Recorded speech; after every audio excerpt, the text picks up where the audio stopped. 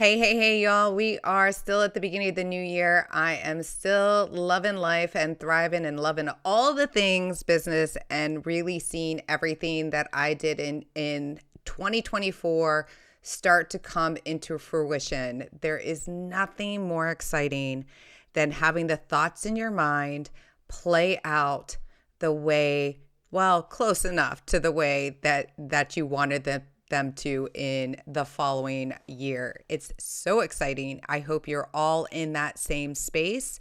And always remember, there are going to be struggles, humps along the way, but that does not mean that you are not on the right track. So I am bringing to you a podcast that was actually recorded, I want to say, back in October of 2024 with my dear friend Raquel Borras, who is a superstar influencer in the LinkedIn world. So please tune in, take her advice, listen to those poignant questions that are being asked and how she responds.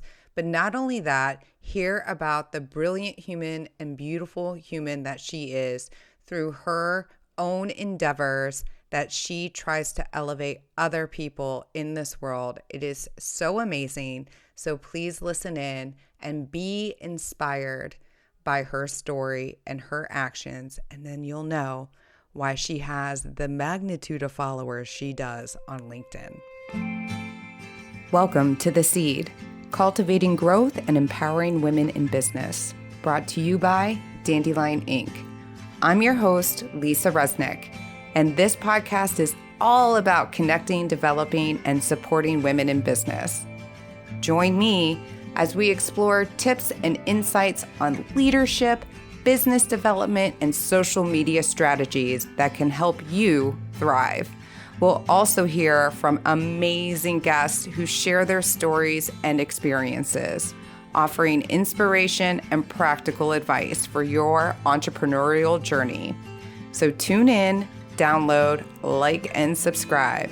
And remember, if you love what you hear, share it with others.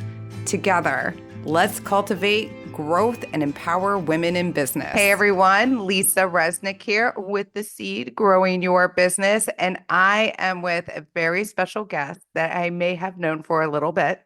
Her name is Raquel Borras. She is a branding strategist and founder of Rock Vision, who has the ability today, which is fun, to speak to us about a lot of things, about her expertise in personal branding, social media, and also, which is pretty phenomenal, youth empowerment. Hey, Raquel. Hi. Thanks for having me. How are things going? How's life? How's everything? Good. Obviously, elephant in the room. There's a lot going on in the world, in our country. So I am trying to just remain in a flow state. I've been in a flow state for a while, which like just like at peace. So Yeah. I'm trying to continue that throughout next week.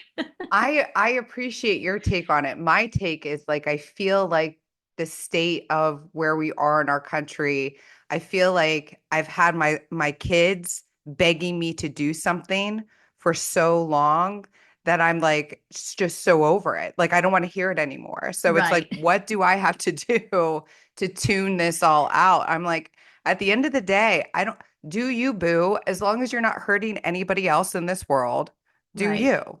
Like, and it's Yeah. okay. Yeah, and that's kind of what I'm trying to focus on right now is I do have a lot of like things that are happening.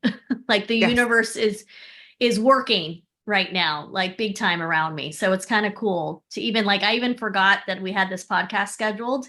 And then when I saw the reminder, I'm like, "Ooh, yay." Because I haven't done one in a little bit. So I'm like, I need to get my oil kind of like back in there.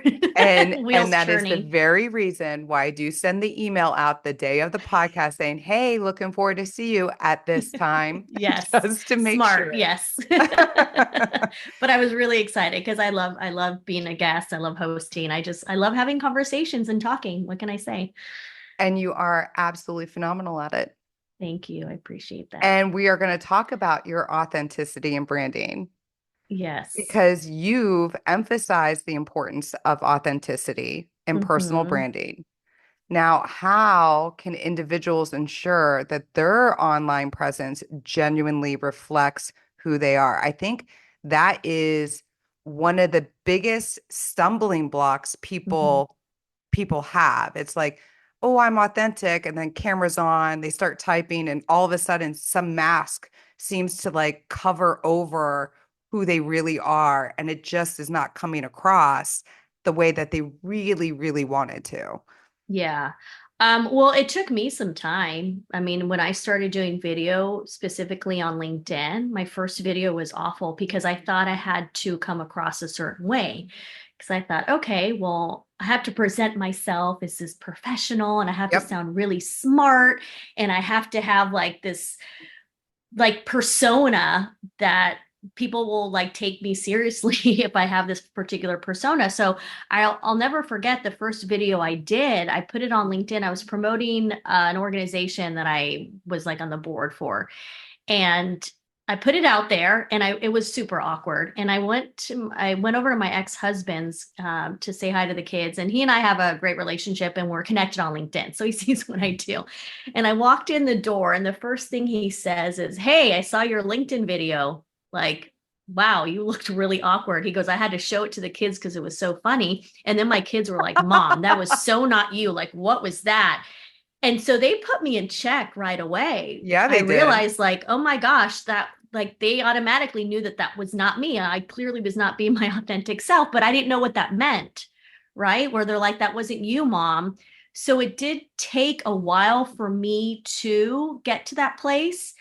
But what helped me get to that place is that as I was doing more video and putting myself out there, I started kind of showcasing a little bit more of my personality and who I was little by little. And as I was doing that, I realized that it was those pieces, that part of my personality that really resonated with the audience and resonated with people. So then it gave me permission to continue to kind of be more of myself to the point where now I'm in a place where when I get online or I do anything online, like I can do it without any makeup, no filter, one take, and put it up there and walk away feeling that's it. That's like as real as it's going to get. But it did take time. And so that's what I try to tell people, that it's not going to be something that happens like in your first couple of videos or just even your first couple posts, because I feel like it is hard for people to even understand, like, what does that mean? You'll know, like in your heart of all hearts, you'll know like that's me. And when you see yourself, it's like you know who that person is. And that's something too where when people meet me in person after like following me online for so many years, the best compliment I ever receive is when they say, "Oh wow, you're the same person that you are online." It's And true. that's when And I know I'm doing a good job of just being myself. it's true. And you are the same person that you are showing up online. You Thank you. truly I are I showing try, I really yourself. do. Yeah. So your following is pretty phenomenal on LinkedIn. You Yeah. have over 30,000 followers. Yes. Now, did you notice the growth in your followers the more authentic you became? Well, like, what were your strategies in order to increase the amount of people and growing your network on that platform?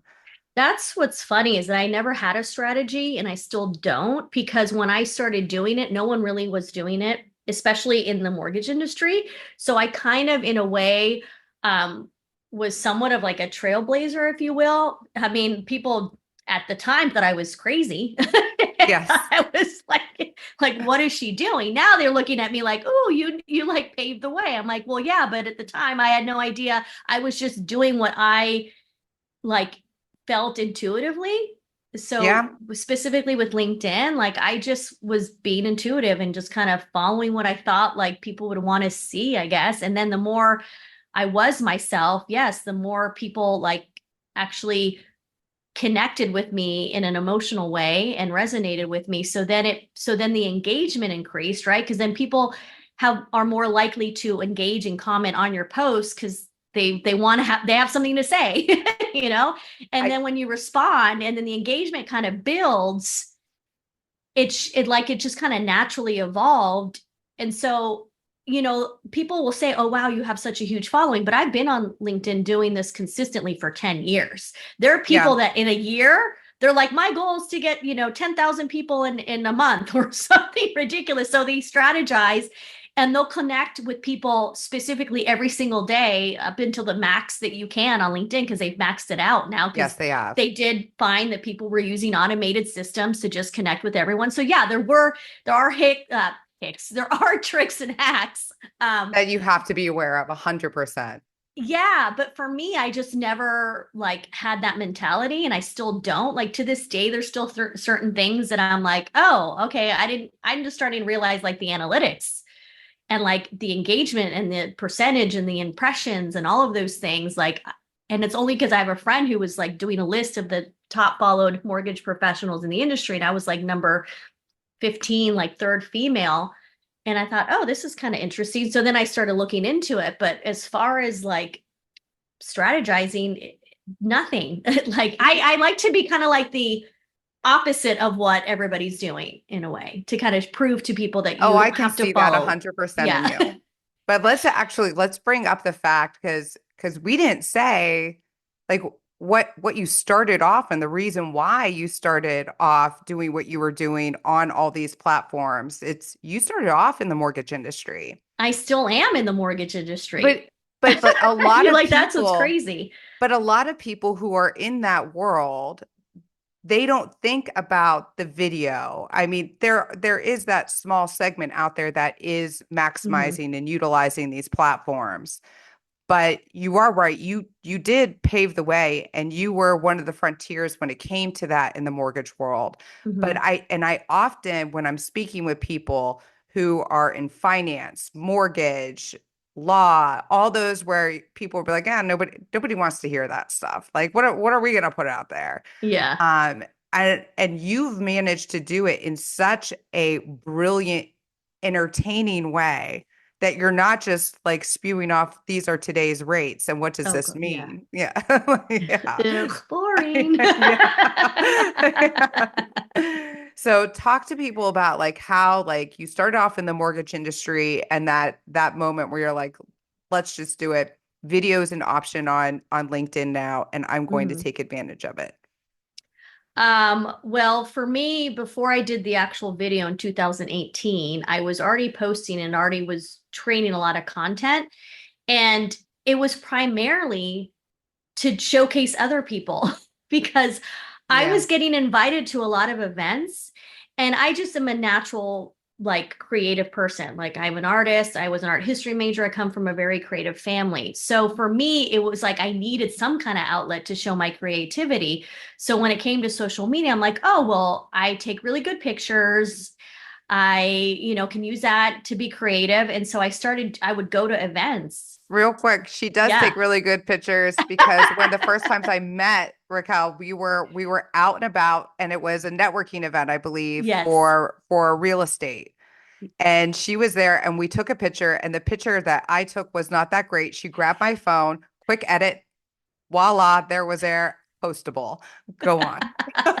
So I just have a really good eye. I'm someone that when I'm taking a picture and I see like a trash can behind, I know to move it or the exit sign, like let's move. Like a lot of people don't have an eye for that. And I do. So then I would take these pictures and then a lot of times it was events that was promoting something to like help the community or it was a nonprofit or just anything that I felt like I want to share what it is that I'm doing and what the occasion is for and so forth. So as I started doing that, people took notice and thought, wow, she's like a free marketer and a free PR person. So then what it did is it led me to be like invited to so many other events. It's funny, my ex at the time was like, you're like this mortgage socialite. Like you get invited to all these events, but it's because people knew I was going to go ahead and do a post about it after. And I was going to have really nice pictures and I was going to say really nice things and tag everyone. And so that's kind of how it started. And then the video piece of it was just a colleague of mine saying, you need to get on video. And I thought, oh gosh, if she's telling me I need to get on video, then I just need to do it. And and then I actually love doing the video piece of it because I am someone that I just the way I use my hands, my Yes. mannerisms, my facial expressions, all of that, like I feel like it really says a lot about who I am. And so when I realized that, I'm like, oh gosh, I want to go all in on video because I really feel like people will be able to connect with me more on like a deeper level than me just, cute pictures. Because I am photogenic. My mom's like, you're so photogenic. I mean, there are people that are very photogenic. Like I have friends that I'm like, you're the way you take pictures. It's so good. And I just happen to be like that. So then I thought, well, I need to like be three-dimensional. You know what I mean? I know I am not it photogenic. sounds I'm one so of those people vain, that look but at you and see how photogenic you are. And it is like that. Oh, I wish I was that photogenic. Like, no, so that I purposely am like, well, if I do video, then people will see like, like this side of my face. Like I usually when I take pictures, like everybody has an angle, right? And everybody has like kind of like that pose that they know that they look really good. And so I figure with video, if I'm like 3D, then I can show people like, hey, you know what? I do have kind of a large nose or, like things like that where yeah, it's just I wanted to be as real as I could get. now, how have, because of your following and your ability to really pave the way on LinkedIn specifically, Mhm. like how has that been able to help you when it comes to the rollout of the new applications and the new fun tools that LinkedIn has? I do get to beta test. So like I'm one of the first people that get to experience things on LinkedIn. So like even with the whole video feed, there's some people that still don't have it on their phone. I got to beta test the whole like basically looks like TikTok, right?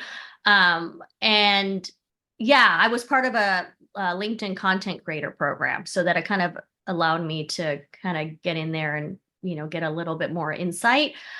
Once again, I don't really pay attention to a lot of the emails that get sent from LinkedIn. There you go. Yeah. But yes, I do get to beta like all the new stuff that comes out, which So is have cool. you, now this has been out for a little bit, the LinkedIn Live. So Yes. have you done LinkedIn Live yet?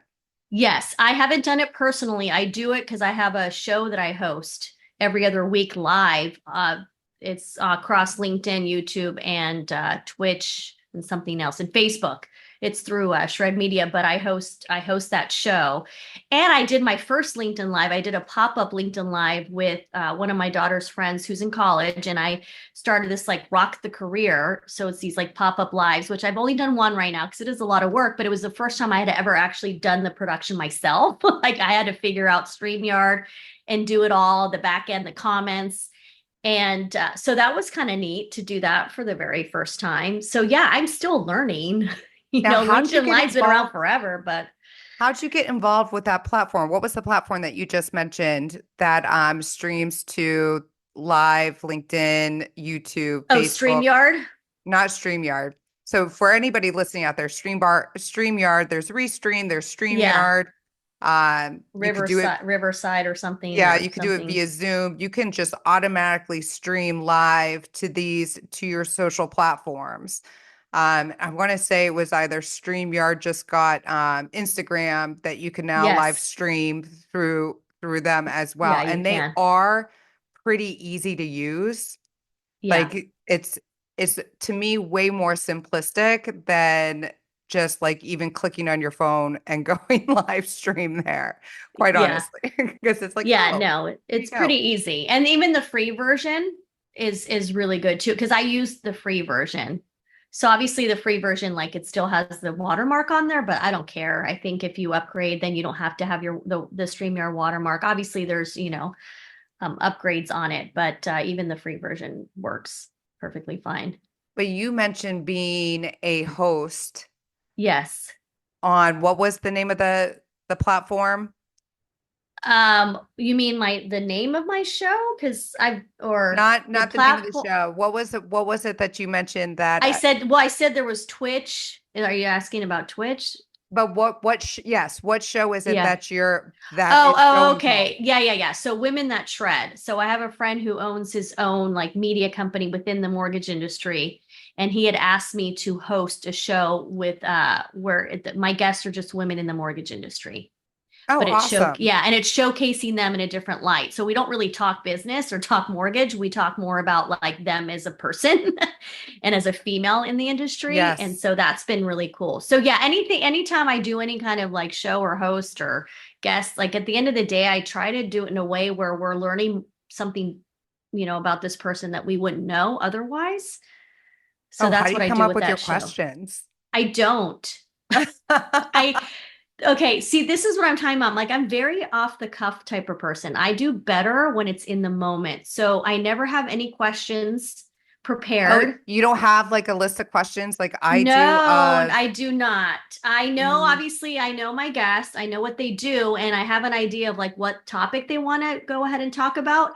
But I start just by having a conversation, and that's the same thing with my YouTube channel with the kids rock the boat. It's the same concept where I just hit record and I just start talking to these kids and let the conversation go wherever it may be. And that is something that for me, talking about authenticity, like that is being authentic to like how I kind of navigate and I and work better. So I have to honor that and be true to it.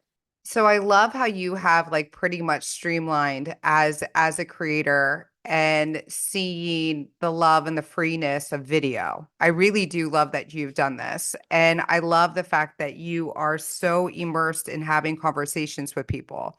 Now you Yes. just mentioned the youth empowerment platform that you have, which is Rock the Yes. Boat. Yeah. Explain to everybody there like how that came about. Like what was that click that you were like, you know what? These kids, they need to have an opportunity to speak and share their knowledge and what they have to say out there. Well, it essentially took a really long time for me to get to a place, I'm 49, for me to understand kind of like my own traumas and my own issues in the past. And what happened is during COVID, I was on a ton of lives, ton of podcasts as a guest. And everybody was telling me, you need a host, like you'd be a great host. And I thought, yeah, that'd be great. But once again, I don't want to do what everybody else is doing. And this might sound a little kooky, but just like 3 or 4 days before I got this download of Rock the Boat, I had a session with an energy healer. Okay. And I have this session over the phone. It was my first time. And he's like, listen, you're opening up like the gates. So just be open to receiving. And I There you didn't really go. know what that meant, right? Like I didn't really understand that I was blocking a lot of things. And so when I kind of just opened up some gateways there, things started kind of coming to me. And it was a Tuesday morning that I was like, you know what? I'm going to talk to kids. And the reason why I'm going to talk to kids is because right now I'm promoting a lot about personal branding, social media, but social media is like the demise of a lot of these, kids. Yeah. And so, what am I doing here? Right. Like, I'm promoting social media, promoting to put yourself out there, but at the same time, it's like I want people to understand you got to be mindful. You got to understand, like, have empathy that there's someone on the other side of what you're posting. How is that affecting them? Like, are you making them jealous? Are they going to feel badly about themselves? All of those things, right? So then already the social media aspect and the fact that I myself suffered from depression, had a failed suicide attempt in college, like when I was 20. So I already was like carrying a lot of that. And then you add COVID and these kids are isolated. And so I just was like, I need to be talking to these kids. Like, I need to know what they're thinking because they're our future. They're the ones that we need to focus on. And right What's up, now, guys?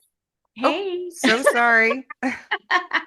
Oh, And right now they're the ones that I feel like are suffering and we're not paying attention to them. Like we're so consumed in our own stuff and we're so just like stressed out. Like I think a lot of the people were neglecting their kids because of it. Not, and I don't mean it like in like a, how I dare you? It's more of like, we were stressed out because we didn't know where the next paycheck was going to come for some of us or if we were going to pay our rent. And so when you're focused on all of those things, guess what? The children tend to kind of be brushed aside a little bit, given the phones, the iPads.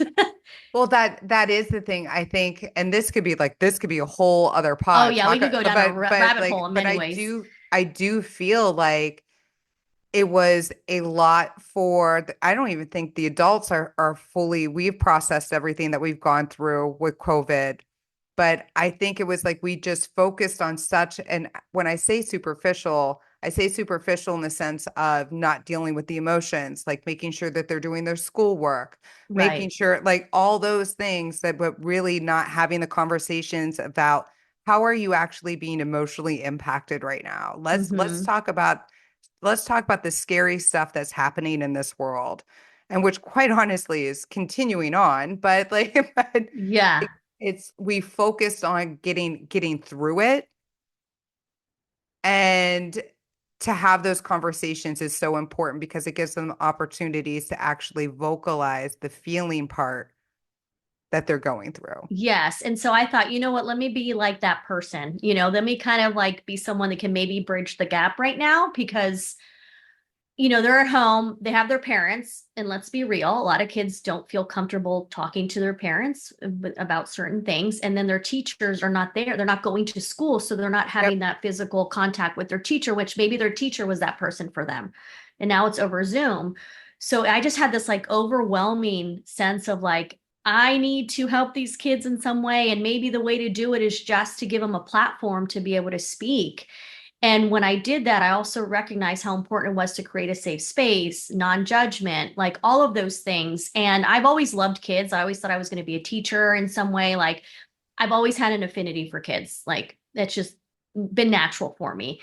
And so I thought, okay, I am going to do something that's just bare minimum. Like I want to basically do what the opposite of what social media is doing, where it's like curated and filtered and all of these things. I'm like, I want to go back to the basics, just basic form of communication, just Yeah. talking.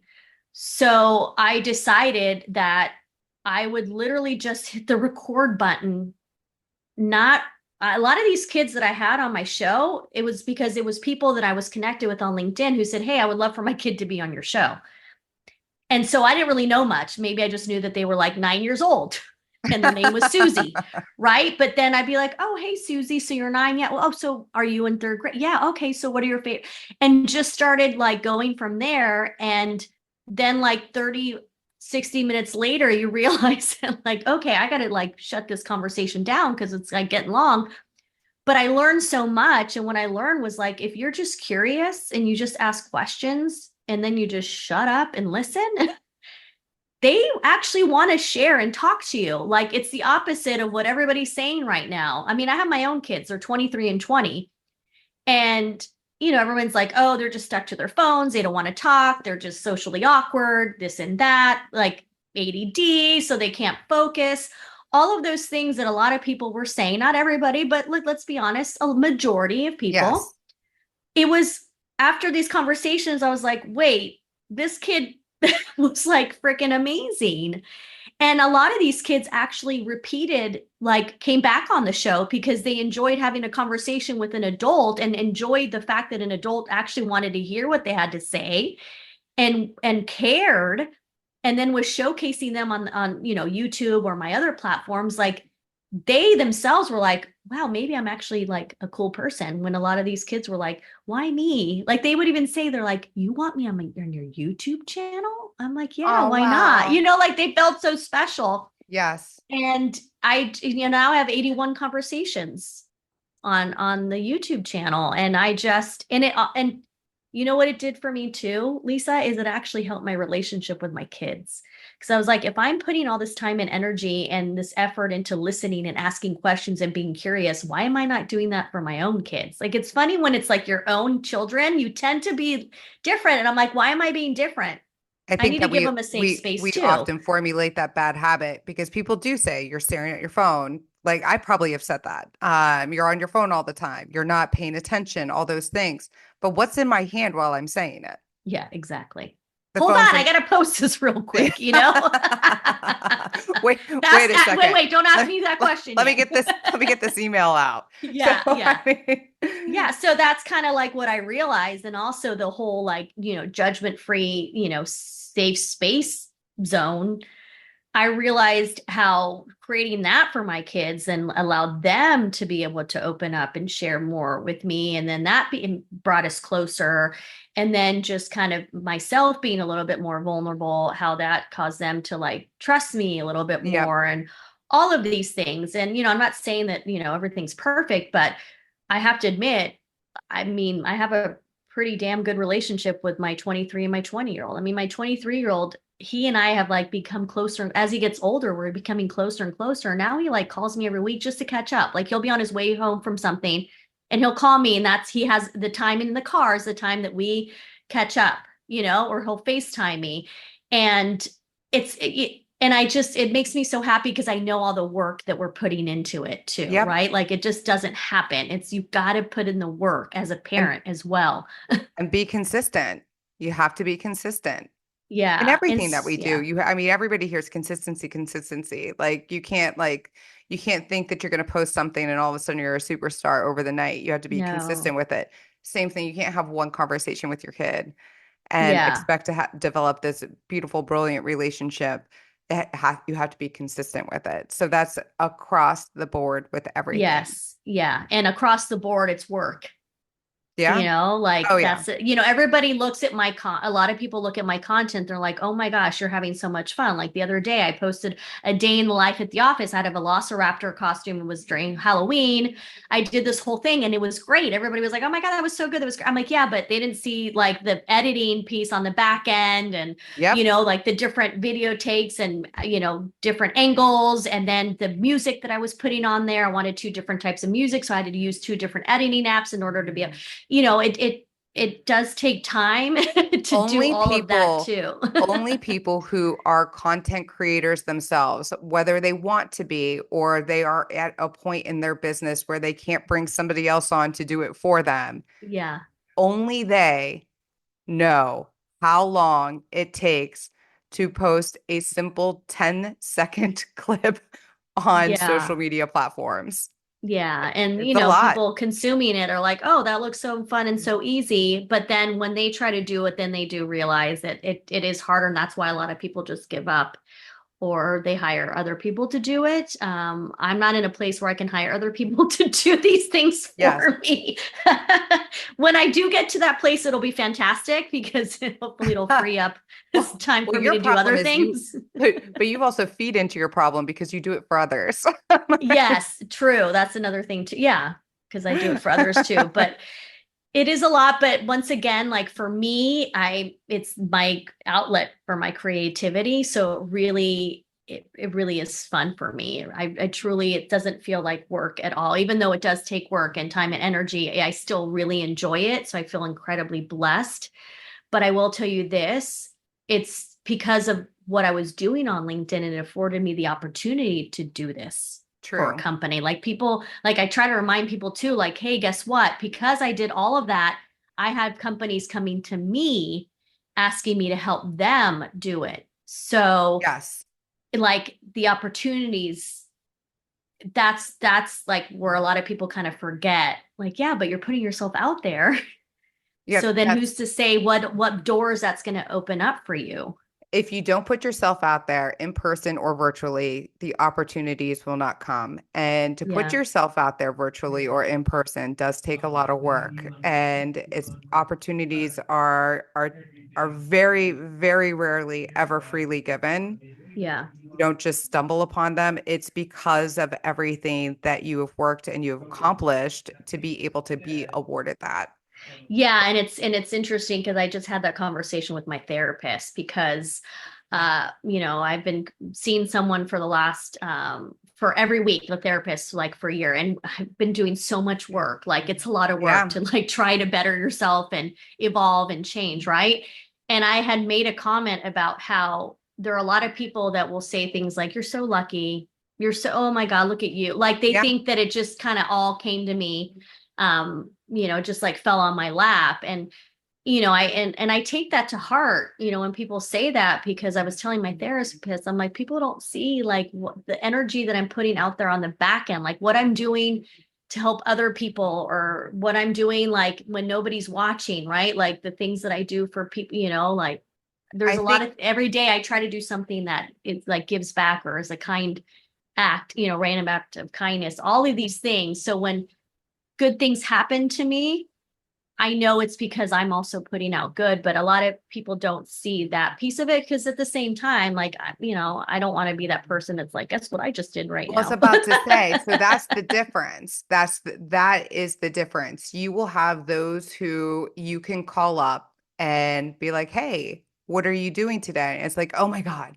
And it's this laundry list of how busy they are and what they're doing and why, verse and which God bless them. And I believe that they are doing all those things versus the other subset of people that you're asking them, hey, what's going on, everything. It's like, oh, everything's great, everything's Yeah. fine. And like not and but they're not really saying all the things, their list of things that they've crossed off, all those things, because they're like, yeah, we're just doing it. That's our personality. It's just Yeah. we're doing it. So to the other person on the other end, they're thinking, oh wow, that person must have a ton of time on their hands. That person must Yeah. not be doing all the things because how they process their life and how that's juxtaposed on other people. I think Yeah. that's why the whole the whole mentality that opportunities are not worked for everyone, which I'm sorry, I just completely disagree with.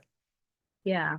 Yeah. So there is a lot that goes into it for sure. But like I So, said, this is, I'm also doing with intention yeah, because yes, I'm in the mortgage industry, but there is so much more that I want to do with like the youth empowerment. Like I do want to leave a legacy. And so I'm now trying to be more intentional about what it is that I do put out there and what I say for that reason too.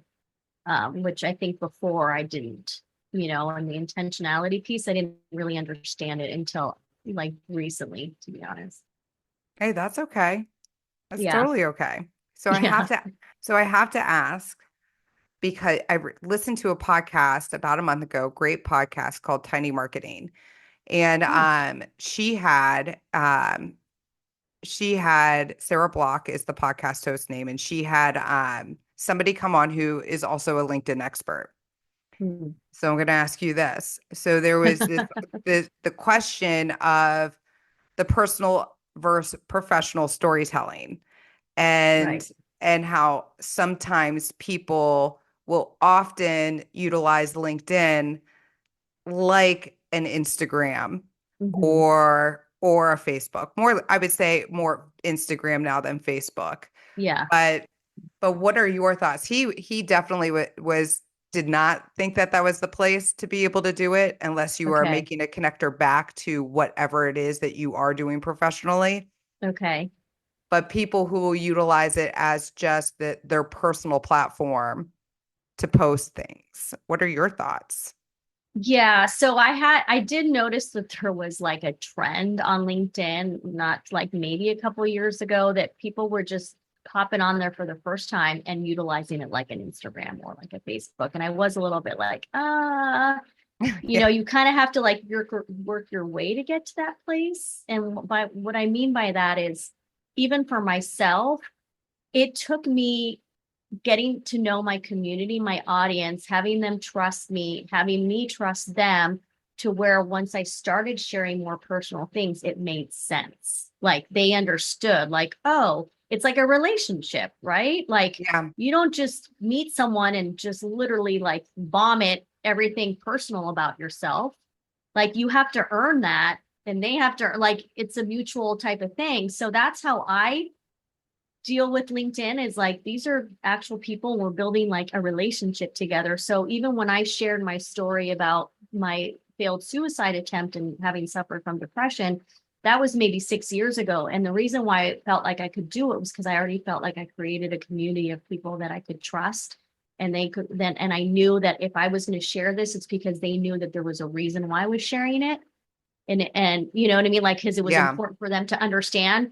And so even when, because I will post things that I post on my Instagram, I will post on my LinkedIn. And but the reason why I think I am able to do that is because that's my job, is a social media. I work on the social media team for our company. So my job is to create content And a Yes. lot of it is a mix of like funny, it's like edutainment, right? Where they say educational and edutainment. So I can't, entertainment. I can't forget to say, Entertainment and yes. Yes. education. So edutainment, right? So people know me, know that that's like what I do. So it really is kind of business because that's my job. That's my career. So I How feel did you like grow it your works. audience on LinkedIn to create that community? I think people struggle even with that. Is it just throwing a hashtag like youth empowerment or women empowerment, Yeah. mortgage brokers? Like how is it that you were able to grow the audience that you had and have? Um, it was little by little. I mean, and not only that, like I met so many of my connections in person. I can't tell you how many people when they come to San Diego, they let me know, and I will make it a point to meet them for coffee.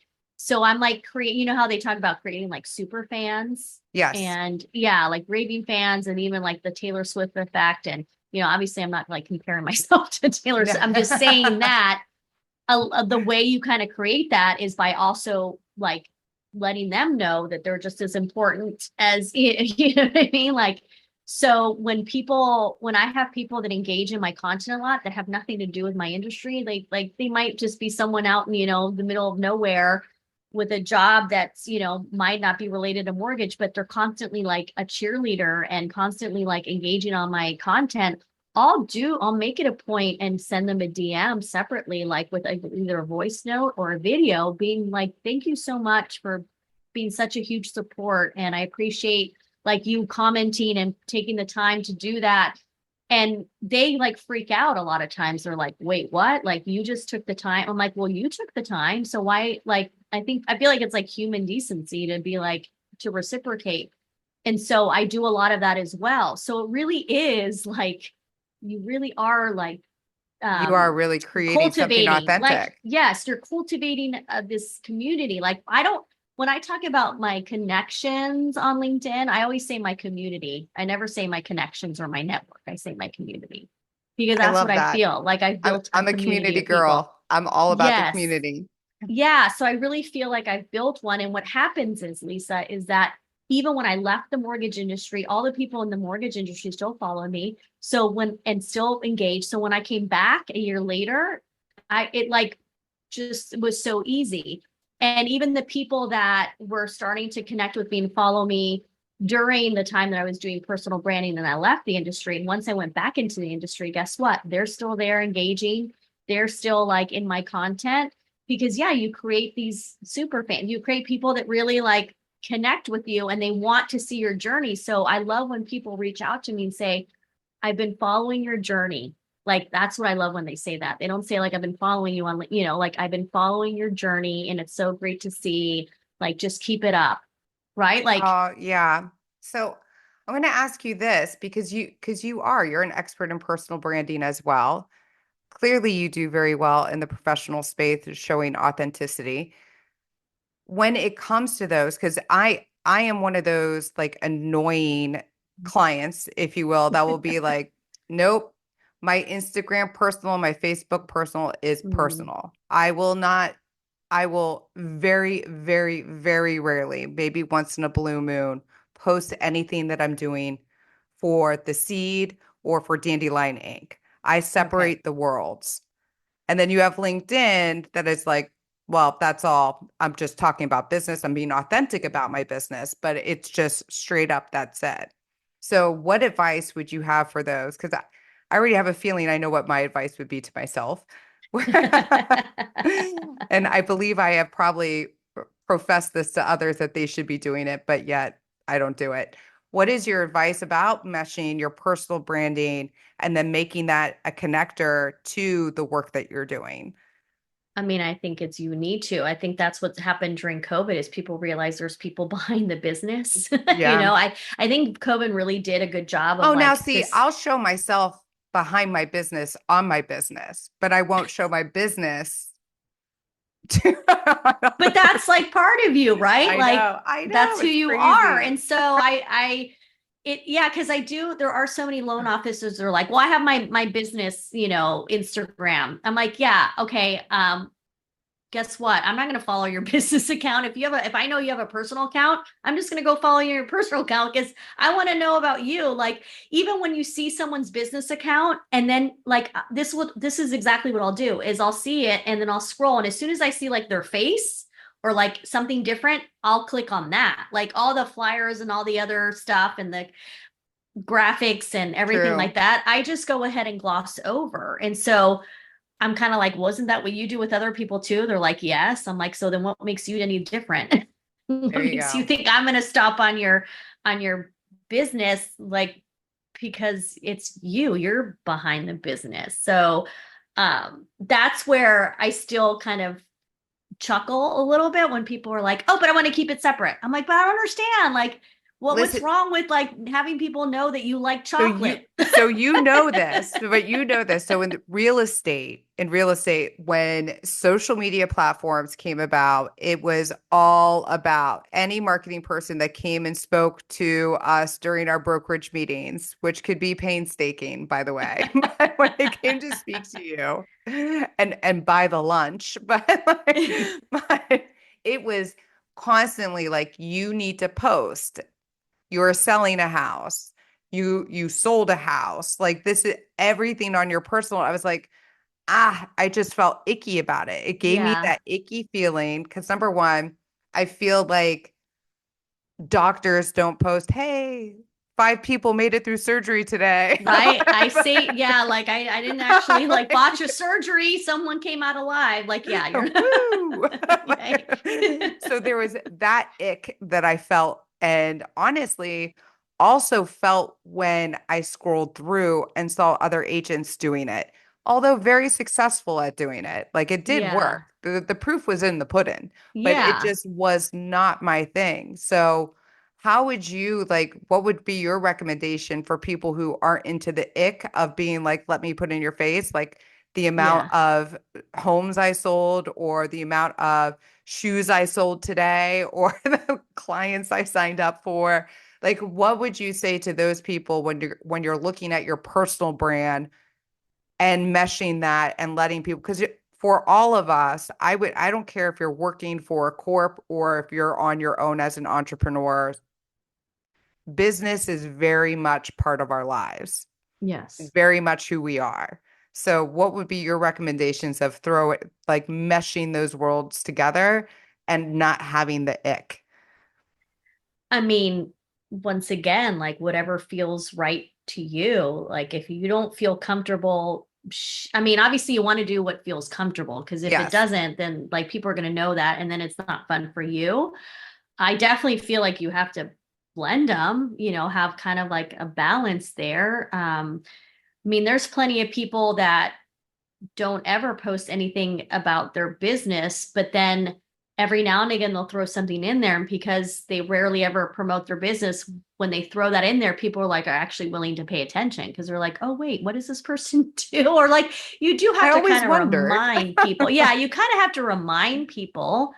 But, I feel like you just have to make sure that you're having maybe those conversations behind the scenes, right? Like, maybe if someone posted something or said something to you, like maybe behind the scenes, like, oh, well, you know what? I'm actually a real estate agent. And this is like some insight I can give you. Or, I mean, there's ways to do it. That's the thing, Lisa, is that I'm that person that really doesn't follow like what other people, I just, and whatever feels right for me. So then I really try my best to tell other people, do what feels right for you.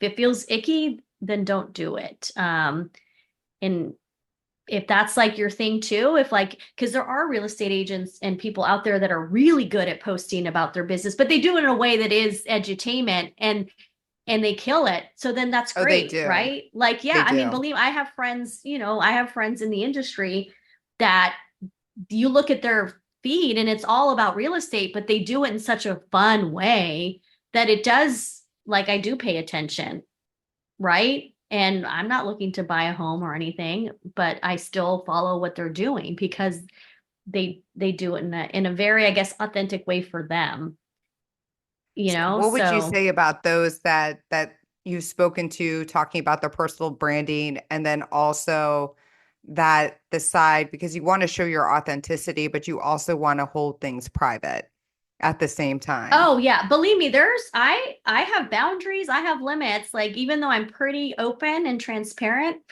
like I keep my dating life offline. Like nobody will know any of that because that to me is private, right? Like and I have things that are happening in my family that I keep private, like it's not my place to say certain things about my siblings or, things like that like I'm struggling with myself and I go to family therapy and I have Yep. like with my parents and my siblings, we have a therapy session tomorrow. So there's a lot of shit that, is going on behind the scenes, but I make it a choice not to share that like those are mine to keep. So yeah, there's a way to keep things still personal and private for sure. You have a choice as to what you want to put out there. Out of all the platforms, which one is your favorite? Oh, LinkedIn for sure. Because that's where I've built the most like amazing relationships. Like there are people on there that they're like family now, I do like I it's do feel crazy. like LinkedIn is such a great way to connect with people that you never would have thought had the opportunity. What was it last week? Malcolm Gladwell was being interviewed with that those that would have the LinkedIn premiere, you'd be able to attend. So I Gotcha. just didn't listen to the interview, which Malcolm Gladwell, when you talk about community, like Right. I mean, he is definitely the philosopher of all philosophers when it comes to talking about community and influence and where we're heading. And but he has another book coming out that is a part two off of his first book, The Tipping Point, which is Okay. phenomenal. Yeah, I love that book. That was It's such a good such a good book. book. Yeah. But I didn't just tune in and listen. It was being actively engaged. So it was like, hey, Lisa Yeah. Resnick, Dandelion-Inc. here, Youngstown, Ohio. Whoop, Woo, whoop. woo. and then it was I'm going to ask questions and I'm going to keep on posting questions in hopes that the moderator will call out my name and ask Yeah. it, which didn't happen, but there were still other good questions. But with that, how many people, other people who we are all, predominantly, I'm going to say we're all like-minded, that we were into listening to Malcolm Gladwell Yeah. based upon, we probably most likely all read that book, The Tipping Point, and are interested in his new book coming out. But how many people liked my questions? And then even from there, the handful that reached out to me directly to Yeah. connect with me afterwards to say, That's hey, awesome. that was a really great question. I really agree. You have like, and it has to be authentic. Yeah. Please, to all the people out there who do those auto LinkedIn like messaging, please stop. Just I stop. know. Like, just stop. I know. I did a funny little like, stop the spam like a couple Yeah. years, like several years ago, like stop in the name of love before you break my heart. Like, yeah, just to like I was trying to Just be silly, but I was like, seriously, it's stop. like we know that you can do it and you've paid for the access to Yeah. do it, but please don't do it because then Yeah. then LinkedIn's going to hear us and they're going to be like, oh, we need to stop this now. Yeah. But, but a few of them either messaged me through LinkedIn and it was a genuine conversation, Yeah. like their thoughts about the question I had, or they even took the added step of finding me online and then Nice. emailing me direct. Wow. Yeah. That's so cool. And that right there is building community, It because of like-minded, that's what I tell people is that with LinkedIn, it is more of like the like-minded people that you want in your world, like that want you when you want to level up. Like that's what's kind of cool is right now I'm like trying to level up with Rock the Boat. So guess what? I'm thinking like who in my community, like one of my friends who he helped me start Rock Vision, everything, he's helping me create a website, a landing page for my Rock the Boat, all of those things. Like I already have like all these people that I've connected with and built Yep. relationships. So then now when I'm trying to like really do this, I have already people that I can reach out to and that will help. And that's like what's so cool is I'm not just like standing here in the dark going, what do I do? Like I have those people and it's been through LinkedIn. It really, I mean, Yeah. when I tell people it's changed my life, I know it sounds so corny, but it really has changed my life. Like, I feel like the trajectory of my life wouldn't be what it is if it weren't for LinkedIn and how I utilize that platform. Well, you utilized as a two-way conversation, not Yeah. just you out there giving your monologue. Like Mm-mm. Yeah. No, no. Yeah. you used it as a conversational piece. And I think that out of all the platforms, that's what I love so much about LinkedIn is that the conversations seem more seamless Hmm. with others that you're trying to really hone in and have that conversation with like-minded, whether it's in your business, whether it is a mindset that they have right now, all the things that you can have that with versus Instagram, Yeah.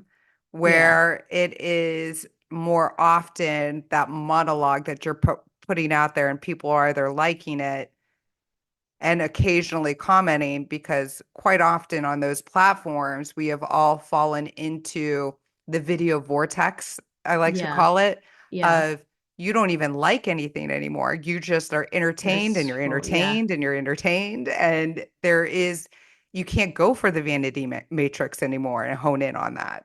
Yeah, but I will say this because LinkedIn, I pretty much felt like, okay, I've got this platform figured, like we're good.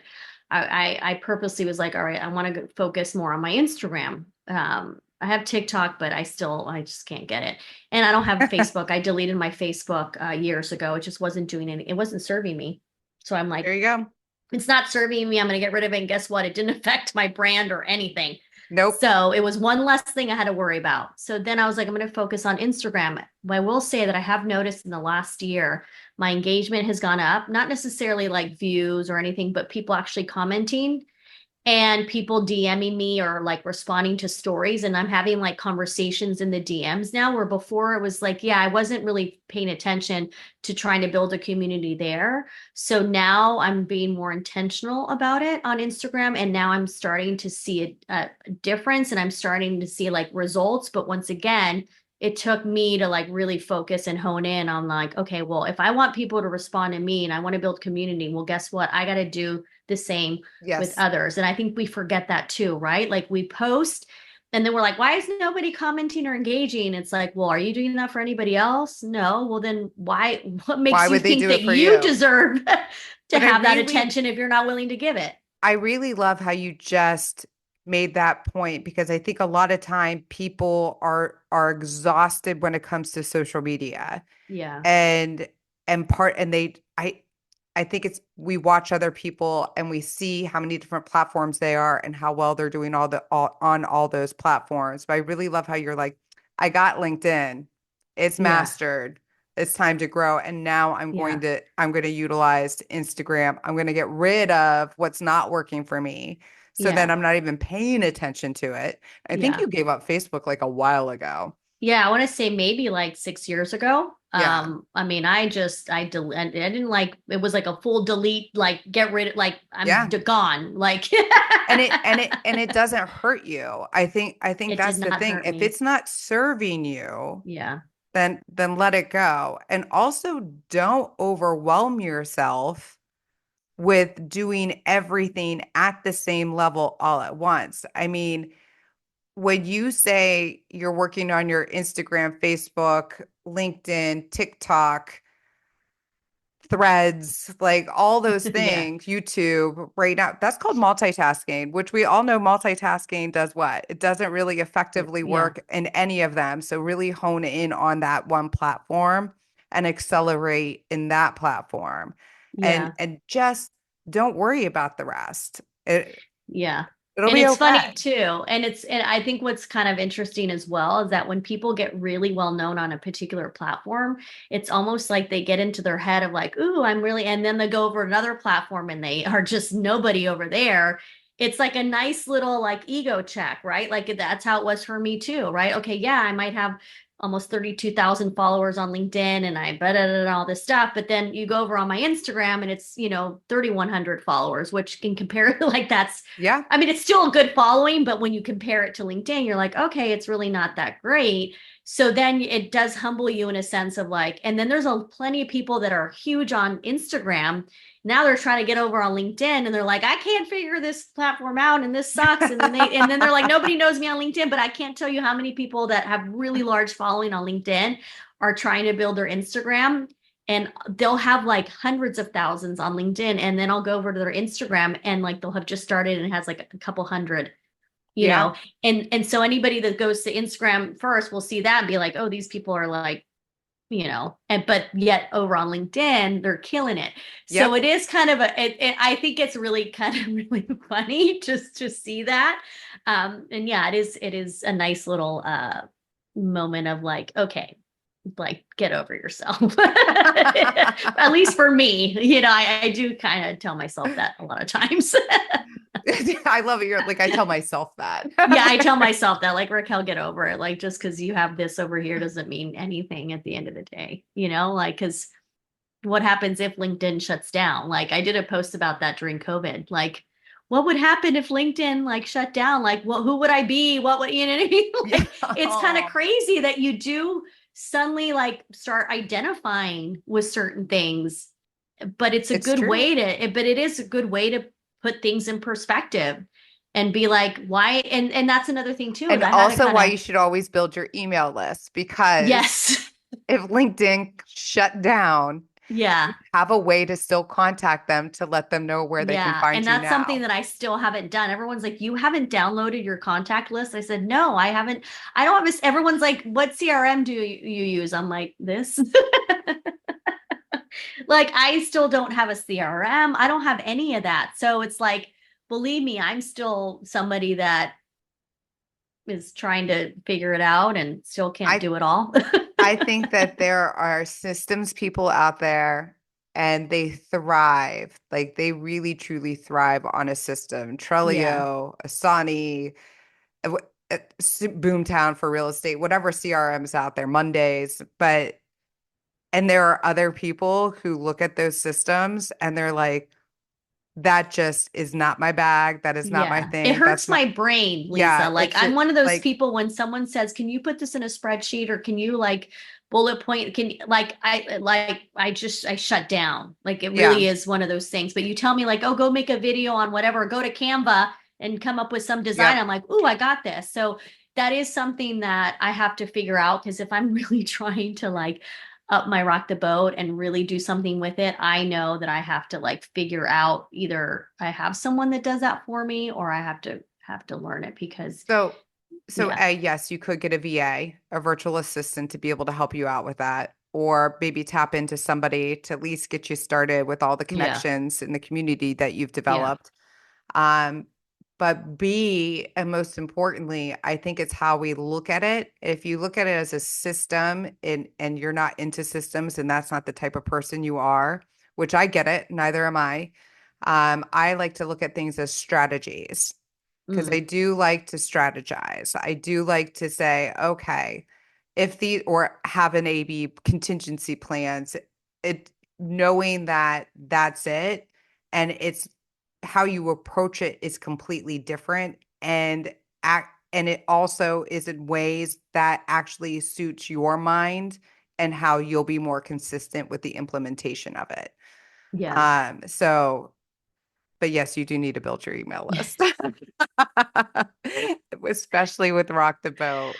I know. Obviously we could get into YouTube, but YouTube, like I still am trying to figure out YouTube too, because that has changed a lot as well. You know, like even trying to monetize over there is like a whole, that's a whole nother thing. And I think that's also the problem too for a lot of people, is that unless you get into a platform like in the beginning stages and it's hard when you come in later, it's so saturated and then everybody's using it, then you do kind of feel lost and you feel like you're just going to be lost in the shuffle.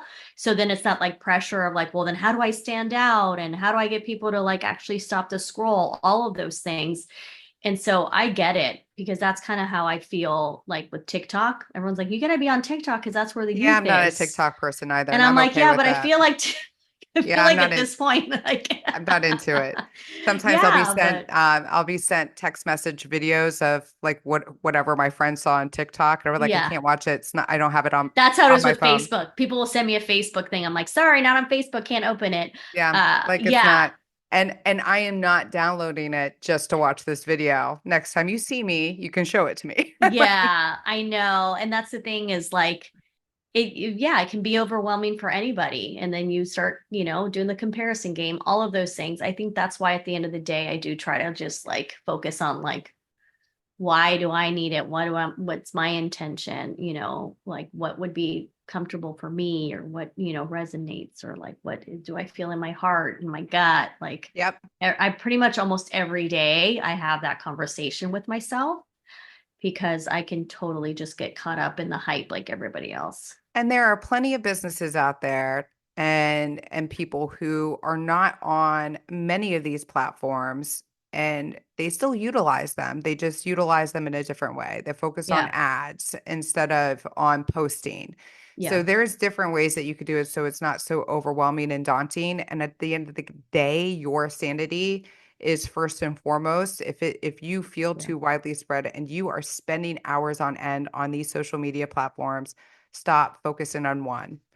Yeah. And ask yourself the questions like you just said, Raquel, like what's the why of this? Why are Yeah. you on this platform? What is your intent? What are you trying to gain out of it?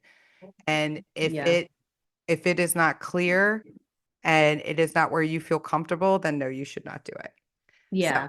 No, I agree. I do have a couple questions for you before we Okay. close up. Otherwise we could talk forever. I know.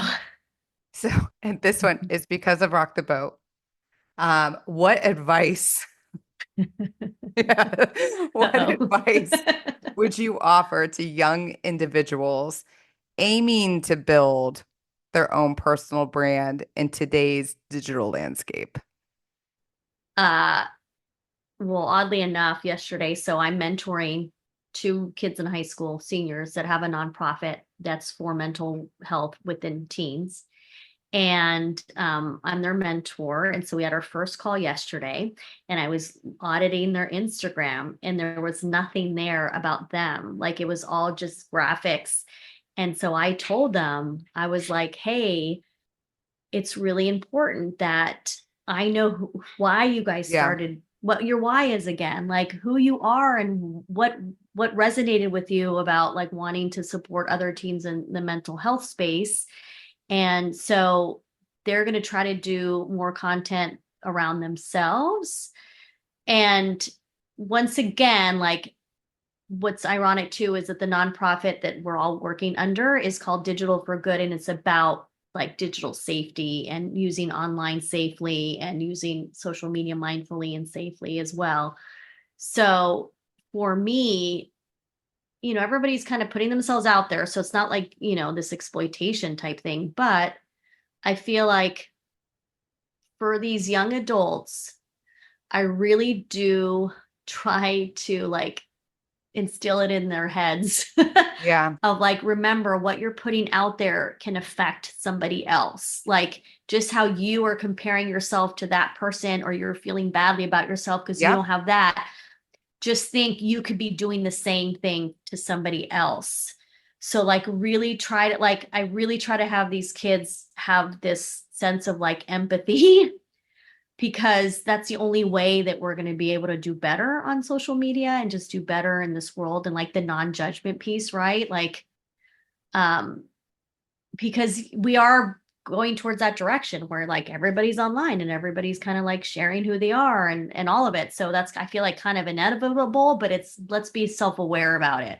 Yeah. Like, let's really try to understand like the psychology behind like what is happening when you're filtering yourself like crazy, and then someone meets you in person.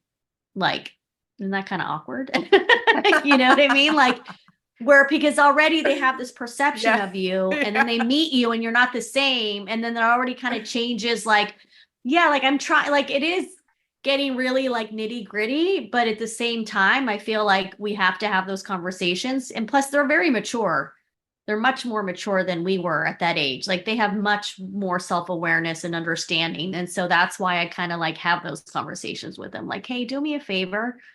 Like try to, like remember that, Be aware. there's people, yeah, just be aware. I mean, obviously, like nobody's perfect. I post things that people could perceive as like, what is she doing? Right. But as long as I have the right intention and I'm trying to I'm coming from a good place, then I think that's what's important. I'm always like, come from a good place, Yeah. like, and people will know that. Like, if you are coming from a place of your heart and really trying to do something good or right, but it doesn't come across that way, or maybe it came, then that's okay too. Cause once again, like perception can be difficult as well. It's not easy.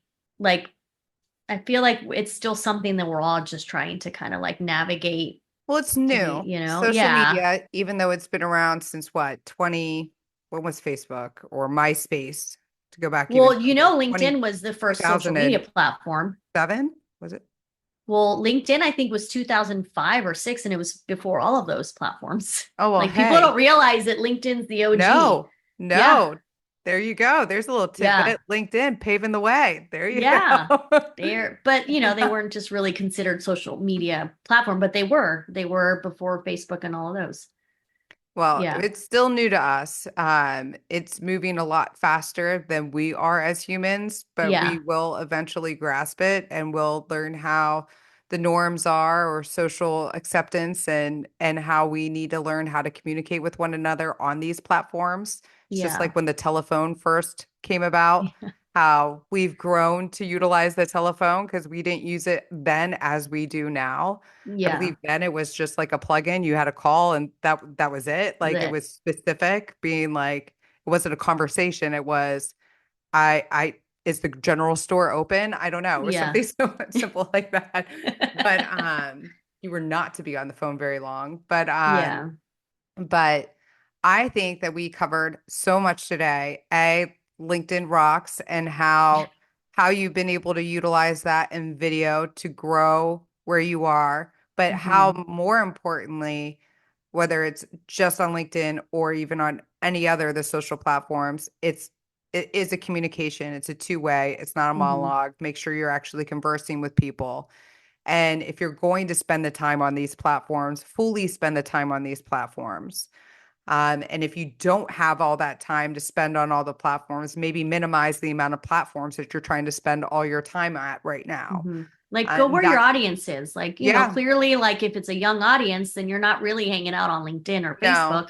You're hanging out no, on the other ones. Or if you have, I mean, so it's like also having to know who it is that you're speaking to. that's exactly right. Although I do feel like the youth, those that are at least seniors, juniors, seniors in college are starting to intersect over into LinkedIn. Yeah, my kids have accounts. They Yes, had and to. They had so to for college. Yeah. I do think that LinkedIn is going to, their age range is going to start including those that are more the 25 plus because of the community that they could establish in utilizing that as ways to get in routes of other job opportunities. Yeah, and that's how Rock the Career kind of came about. Was like, Yeah. hey, let me an extension of people's resume. Let's see them on camera because once again, when you see someone on camera, their energy, their mannerisms, Much the way they better. speak, all of it, like you can get so much from that as opposed to a piece of paper.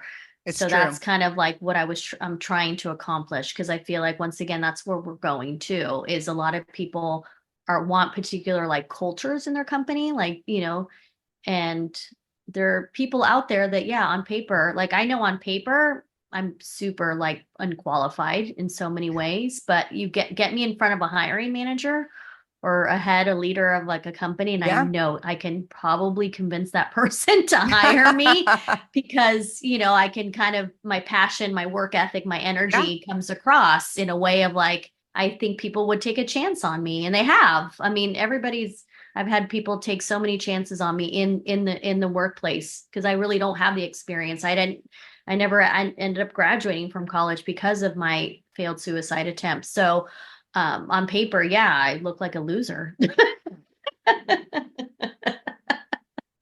Oh my gosh. But I'm a winner. You're like, no. What was it? I heard the other day that somebody put on their resume. It was something like unique of like their qualifications or something like that was, I don't know, they shoveled a drive or something like that. But it got them in the Yeah. door to have the Well, I mean, conversation. yeah, So right. think And about so those that's, things. yeah. So But okay, for anybody who wants to reach out to you, wants to listen in to Rock the Boat, wants Mhm. to hear about Rock the Career, tell everybody how they can find you and how they can Um, support you.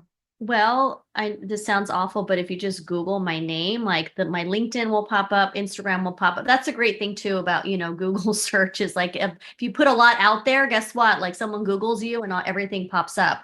So Yeah. if you just Google me and I'm over on LinkedIn, Instagram, TikTok, but I'm really good about answering messages on my Instagram and on my LinkedIn. And even if you email me, but my Rock the Boat is over on YouTube. I am trying to create Rock the Boat for I'm going to hone in and niche in because same thing. Like I find that a lot of people want to do 10 million different things and I'm that person. And I'm trying to tell myself like, Raquel, just hone in on one thing. So I'm honing in on 18 to 23-year-olds. I want to have those kind of conversations. And so I'm kind of rebranding, if you will. And I want to Okay. create Rock the Boat over like on podcasts. Okay. Yeah. So I just love like, it. yeah. So I myself am kind of going through this entrepreneurial journey as Well, you let well. me know if you want any help in streaming your pod, all that other fun stuff. Okay. Yeah. No, I'm going to have questions because I definitely this is all new to me. And I know it can be done because people are doing it. Yes. It's just, I'm just I'm getting a it huge started. advocate of anybody who is open and thinking about having a podcast. I ironically, where you think probably LinkedIn live streaming video and all that other stuff is simple, I'm like, oh my gosh, that's completely overwhelming to me. While while getting everything ready for the pod, actually, to me was the tech side was not that complex. And Okay. when you enjoy the creator side of it, the production side is fun. Yeah.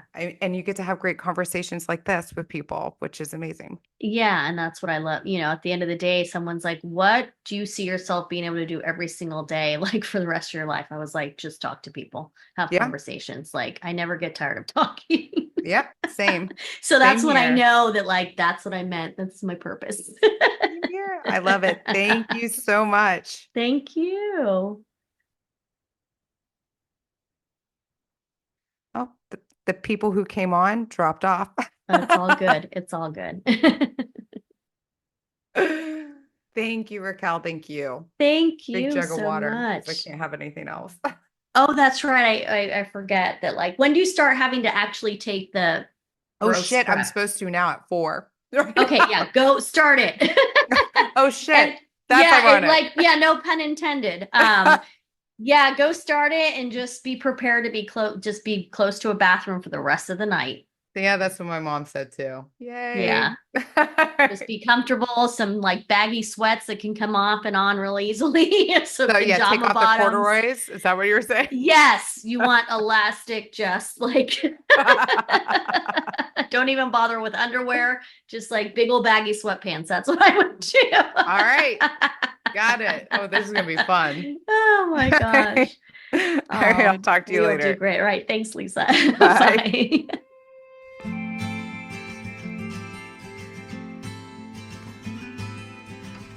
Thank you, everyone, for listening in to The Seed. If you'd like to receive our weekly newsletter, go to Dandelion-Inc.com and click Let's Connect.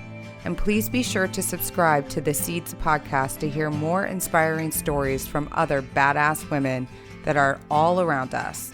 Remember, behind every woman is a tribe of other successful women who have their back. To you all, thank you.